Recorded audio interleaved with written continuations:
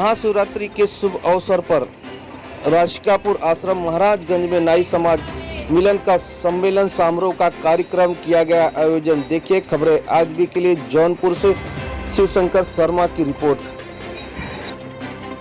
आपको बता दें कि महारात्रि के शुभ अवसर पर नाई मिलन समारोह का आयोजन ग्राम राशिकापुर महाराजगंज जौनपुर श्री कन्हैयालाल शर्मा के सौजन्य से किया गया। कार्यक्रम में भाजपा के नेता विवेक सिंह राजा पहुंचे और उन्होंने कहा कि आप सब नाई समाज मिलन समारोह में ऐसे आप लोगों करते रहे, हमारी जो भी सहयोग रहेगा मैं तत्पर रहूंगा।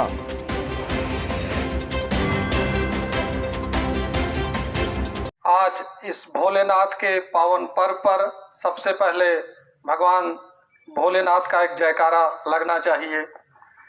बोलिए भोलेनाथ की जय। बगैर किसी फॉर्मेलिटी के मंच पे बैठे सारे मंचस्थ लोग और हमारे बड़े भाई, हमारे परिवार से हमारे मार्गदर्शन विवेक सिंह राजा जी और सामने बैठे सारे हमारे लोग, जिस इस समाज की सारी जो बातें थे भैया ने बता दिया है, कुछ बचा नहीं है, सारे निचोड़ सारे तथ्य भैया ने बता दिया है। बगैर किसी फॉर्मेलिटी के जो कन्हैयालाल जी ने कार्यक्रम किया है, ऐसे हर लोगों को कुछ न कुछ कार्यक्रम करते रहना चाहिए। कार्यक्रम करने का एक उद्देश्य होता है कि लोग इकट्ठा होते रहेंगे तो विचारों का आदान प्रदान होता रहेगा। जब विचारों का आदान प्रदान होता रहेगा तो हम लोग एक व्यवस्था, एक नई ऊर्जा, एक सब कुछ देते रहेंगे। भैया ने बताया कि शिक्षा ही सबसे बड़ी कुंजी है। ये देखने में लगता है कि राजनीति ये तो कुछ दिन की होती है, 5 साल तक चमकती रही तो ठीक है, अगर बुझ गई तो बुझ गई। अगर आप कहीं डॉक्टर, इंजीनियर, एसडीएम हो गए तो 62 साल तक चमकेगी और पूरा गांव चमकेगा। बाकी राजनीति तो ठीक है, जिसकी चली तो चली, नहीं चली 5 साल बाद बुझ जाती है। क्यों ऐसा है ना? लेकिन 5 साल लगता है, लेकिन ये 62 साल तक चमकता है। तो कन्हैयालाल जी को बहुत बहुत धन्यवाद। ऐसे कार्यक्रम करते रहें और आप लोग हमको जहाँ भी याद करेंगे, बड़े भैया को जहाँ याद करेंगे, हम लोग आपके समाज में, आपके सहयोग में, निजी कार्यक्रमों में हमेशा उपस्थित होते रहेंगे। आप लोग याद करते रहिए। बहुत बहुत धन्यवाद, बहुत बहुत बधाई। तथा सामने मैं सबका नाम लूँगा, समय लगेगा। सारे लोग हमारे जैसे साथी डॉक्टर विनोद जी हैं, आप जन नायक कर्पूरी ठाकुर समिति के संचालक हैं, सुरेंद्र जी हैं, मास्टर साहब, विनोद जी बाटमा, सारे लोग हमारे सब, डॉक्टर त्रिलोकी साहब, तो सभी लोगों का मैं खैर वंदन अभिनंदन करता हूं। और आज का जो भी कार्यक्रम है साथियों, जैसे भी हुआ बेहतर है, हमें निराश नहीं होना है। इसलिए कि एक बात हमको आपको याद रखना चाहिए कि हमारे विरोधी भी हमें आपको यही शब्द कह के निराश करते हैं कि आपकी कितना संख्या है। तो साथियों ये सही है कि अकेला चना भाड़ नहीं फोड़ता, लेकिन अगर चने में दम हो तो बड़भूजे की आंख भी फोड़ सकता है। इस बात को आपको ध्यान रखना चाहिए। और महात्मा गौतम बुद्ध जी जब धर्म की रक्षा के लिए, मानवतावाद, समतावाद के लिए जब राजपाट छोड़ा था, उस समय भी हमारे समाज के अकेले ही व्यक्ति जो 5 लोगों को उन्होंने चुना था, उसमें अरहत उपाली मेरे समाज के ही थे। गुरु गोविंद सिंह ने भी जब एकला चलो धर्म रक्षा के लिए इस देश में निकले थे, तब भी जो 5 प्यारे का गठन उन्होंने किया था, उसमें भी मेरे समाज का एक व्यक्ति था। तो इसलिए मेरा समाज महत्वपूर्ण है साथियों। संख्या भले ही कम है, ये हम लोग आज मान लेते हैं कि ये संख्या केवल कृमि लोगों की है। जो हमारे समाज के अगुआ लोग जो थे, केवल उन्हीं लोगों को बुलाया गया था। अगर यह सम्मेलन होता, रैली होती, तो निश्चित तौर पे पूरा ये मैदान हम लोग भर करके छोड़ते। और इन्हीं शब्दों के साथ में आपका ज़्यादा समय नहीं लूँगा। सारे वक्ताओं ने हमारी शिक्षा और सारे विषय पर बोल दिया है। और डॉक्टर साहब अम्बेडकर साहब ने कहा था कि शिक्षित बनो, संगठित बनो, फिर संघर्ष करो। तो शिक्षा हमारे समाज में कम नहीं है। आपको यह मान करके चलना चाहिए और जानना भी चाहिए कि आप आंकड़ा निकालेंगे तो मेरे समाज में पढ़े लिखों की कमी नहीं है। और दूसरा शब्द उनका था संगठित बनो। तो संगठन के विषय में साथियों वो बाद में हम लोग बात कर लेंगे, क्योंकि आज मिलन का समय है। तो संगठन चाहे जितना भी हो, उससे हमें कोई असुविधा नहीं है।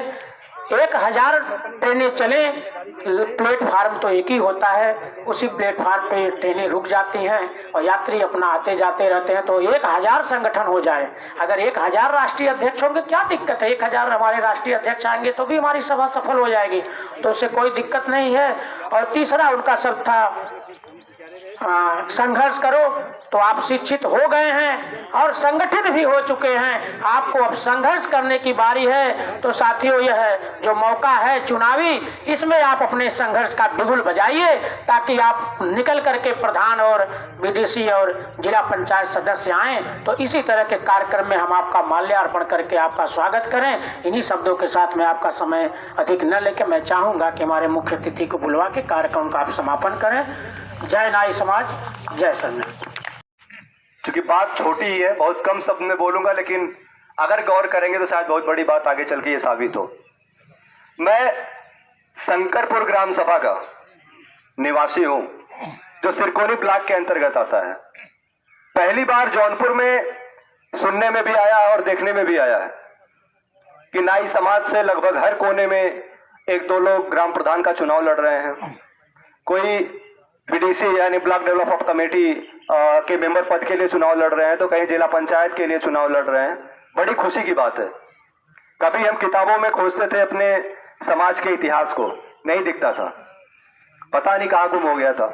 लेकिन आज जमीन पर जौनपुर ही नहीं, जौनपुर के अलावा जो भी और आसपास के हमारे पूर्वांचल जोन के जिले हैं या यूपी के जो भी जिले हैं, हर जिले से अच्छे खासे तादाद में चुनाव लड़ने वालों की संख्या इस बार बढ़ चढ़कर हुई है, और जिसमें युवा वर्ग काफी आगे है। इन युवाओं से और जो भी बुजुर्ग कैंडिडेट चुनावी मैदान में हैं, उन सब से मैं एक ही अपील करूंगा और मैं ये संकल्प लेता हूं, और मैं चाहूंगा कि आप सब भी संकल्प लीजिए। अगर राजनीति चमकानी है तो मैं आज इस आश्रम से की धरती से खुला ऐलान कर रहा हूं, जिस दिन मैं प्रधान बन के अपने ग्राम सभा का प्रधान निर्वाचित होऊंगा, उस दिन से पूरा 5 साल मैं दावे के साथ अपने ग्राम सभा के लोगों तक अगर मेरी बात पहुंच जाएगी तो बड़ी अच्छी बात है, नहीं भी पहुंचेगी तो कोई बात नहीं, लेकिन ये प्रोग्राम ऐसे कंटिन्यू चलता रहेगा और मैं हर साल यहां मिलूंगा। जहां भी कन्हैयालाल जी प्रोग्राम करेंगे मैं वहां पे आऊंगा, हर साल आऊंगा। लेकिन ये खुला, एक सेकंड, ताली नहीं, मुझे ताली पसंद नहीं है, जो बोल रहा हूं बस उस पर गौर कर लीजिएगा, यही मेरे लिए ताली है। मैं उस चीज के लिए खुला बोल रहा हूं कि मैं अपने ग्राम सभा को पूरे जौनपुर जिले का सबसे आदर्श ग्राम सभा बनाऊंगा। बहुत अच्छी, सबसे आदर्श ग्राम सभा, जहां ना क्राइम होगा, ना कोई ऐसा घर होगा जहां पीने की पानी की सुविधा ना होगी, वो मैं हर घर पहुंचाने की कोशिश करूंगा। और ऐसा नहीं कि नेतागिरी कर रहा हूं, ये मेरा दृढ़ संकल्प है और मैं ये करूंगा। अगर शंकरपुर के निवासियों को मेरी आवाज उनके कानों तक पहुंचेगी तो उनसे मेरा यही विनम्र निवेदन है कि वो इस बार भरोसे पर मेरे भरोसे को मजबूत करें, ताकि मैं जो मकसद लेकर चुनाव के मैदान में आया और जो चुनाव लड़ने का मेरा रीजन है, मैं उस टारगेट को पूरा कर सकूं और पूरे शंकरपुर को क्राइम फ्री गांव बना सकूं। और साथ ही साथ डेवलपमेंट के मामले में जौनपुर जिले के अंदर जितने भी ग्राम सभा है, सब में सबसे ऊपर और शिखर पे पहुंचाने का काम करने की कोशिश करूंगा और करूंगा। ये मेरा दावा है और ये मेरा चैलेंज है। धन्यवाद। और उम्मीद करूंगा नाई समाज के जितने भी कैंडिडेट अगली जगह से चुनाव लड़ रहे हैं वो भी इस तरीके संकल्प लें और समाज को एक नई दिशा दें और अपने अपने ग्राम सभा का निर्माण इस तरीके से करें कि आने वाले टाइम में नाई समाज का एक प्रधान मिसाल के रूप में खड़ा हो जाए। हम लोगों को तमाम प्रकार के सम्मेलनों के द्वारा, आयोजनों के द्वारा, तमाम प्रकार के संगठनों के द्वारा हमारे समाज को जागरूक करने की नौबत आई। चाहे जो भी संगठन हो, सभी का उत्तरदायित्व एक ही है। एक बार मैंने बचपन में एक किताब में पढ़ा था, संस्कृत की एक पुस्तक में लिखा था कि एकदा एकस्य नृपः उद्घोषयत् अहम सर्वश्रेष्ठ धर्मम स्वीकरिष्यामि। जब से धर्म श्रेष्ठ है तो मम समीपे आगत स्वधर्म से कथय तरी तब धर्म अहम स्वीकरिष्यामि। जिसका धर्म श्रेष्ठ हो वो आकर के मेरे सामने अपने धर्म का प्रतिपादन करे, प्रस्तुत करे, और जब मैं समझूं कि हाँ आपका धर्म श्रेष्ठ है तो उसको मैं स्वीकार कर सकूं। इस तरह से गरिया खड़ा अन्य हो धर्मों जाता के है विभिन्न नेताजी। आचार्य आए, सभी ने अपने अपने धर्मों को श्रेष्ठ और दूसरे के धर्मों को नीचा बताया। और कालांतर तत्पश्चात हुआ क्या कि उन जितने भी आचार्य थे सभी के बीच में इतना विवाद उत्पन्न हुआ कि राजा ने वो सभा विसर्जित कर दिया। और इस सभा के विसर्जन के उपरांत कोई एक विद्वान व्यक्ति था, वो सुना तो बड़ा उसे कष्ट हुआ और राजा के पास आया और कहा कि राजा साहब, मेरा धर्म सबसे श्रेष्ठ है, आप मेरे धर्म को स्वीकार करें। राजा ने कहा कि भाई बताओ तो। कहा ऐसे नहीं बताऊंगा, आप पहले व्रत रखें और कल मैं आऊंगा तो अपने धर्म के स्वरूप को आपके समक्ष प्रस्तुत करूंगा। दूसरे दिन वो आया, राजा के पास उपस्थित हुआ और उसने कहा कि उस नदी के पार चलिए और मैं वहां उस तरफ अपने धर्म के स्वरूप को आपको बताऊंगा। हुआ क्या, नदी के उस पार जाने के लिए नाव की व्यवस्था की गई। जब नाव पे राजा सवार हुए और कहा कि आइए महात्मन आप भी विराजमान होइए, तो उसने कहा ये नाव मुझे उस पार नहीं ले जा सकती। उसने कहा क्यों? कहा बस ये नहीं ले जा सकती, आप दूसरी नाव की व्यवस्था करिए। दूसरी नाव आई, तीसरी नाव आई, चौथी नाव आई, लेकिन सभी नावों को उसने कहा कि ये नहीं ले जा सकती। अंत में राजा को बड़ा क्रोध आया कि भाई तुम्हारा तात्पर्य अच्छी नाव से क्या है?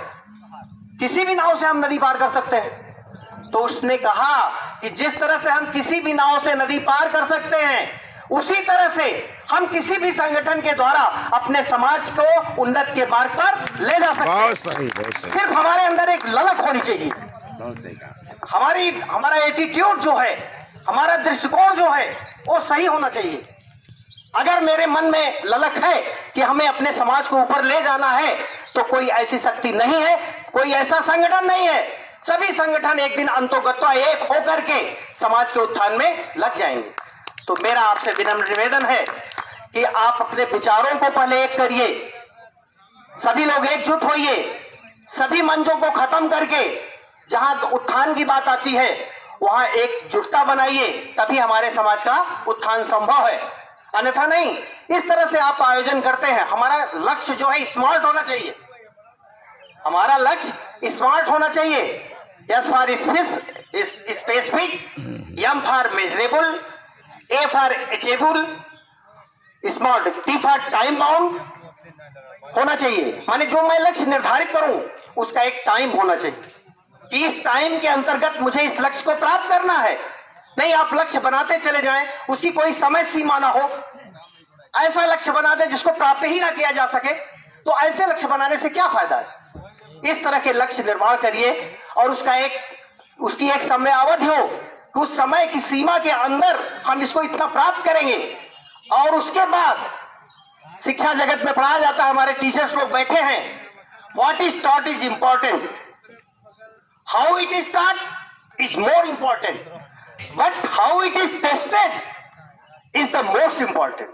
क्या पढ़ाया जाता है, हम क्या लक्ष्य बनाते हैं, वो महत्वपूर्ण है। कैसे पढ़ाया जाता है वो ज्यादा महत्वपूर्ण है, लेकिन कितना हम गेन करते हैं उसका आकलन क्या है। हम अपने जो लक्ष्य निर्धारित किया उसमें हम कहां तक पहुंचे, उसका आकलन सबसे महत्वपूर्ण होता है। इसलिए मेरा सभी से निवेदन है कि अब भी जितने भी आप सम्मेलन करें, सम्मेलन करना, आयोजन करना, कन्हैया लाल जी की तरह ऐसे बहुत सारे लोग हैं, एक माध्यम बनता है हम लोगों को